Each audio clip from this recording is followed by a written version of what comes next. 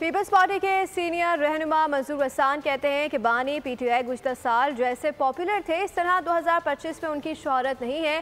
PTI को कौन चला रहा है कुछ पता नहीं है। मजीद उन्होंने क्या कहा जानते हैं नुमाइंदा बोल न्यूज़ गुलामुल्लाह सियाल से जो इस वक्त उनके साथ मौजूद हैं। जी गुलामुल्लाह, बताइएगा क्या कहना है की सूरत हाल क्या है, क्या होने वाला है। हमारे साथ जो है पीपल्स पार्टी के सीनियर रहनुमा मंजूर हुसैन वसान साहब मौजूद है, बात करेंगे उनसे। मेरे ख्याल में जो पीटीआई का उस वक्त का स्टैंस था अब आस्ता आस्ता कम होता जा रहा है।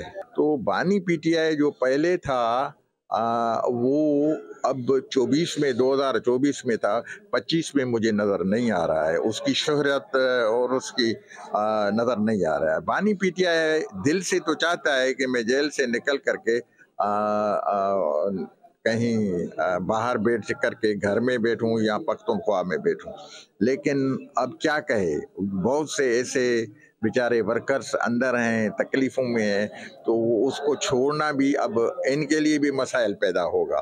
जी बिल्कुल, इनका यही कहना है कि 2024 में अलग बात थी, अभी जो 25 में जो है बानी पीटीआई का जो फ्यूचर है वो जो है इन्हें जो है नजर नहीं आ रहा है ख्वाबों की वजह से। मंजूर हुसैन वसान साहब बड़े मशहूर है, इनका ये कहना था। जी सब्सक्राइब करें और बेल दबाएं ताकि कोई खबर रह न जाए।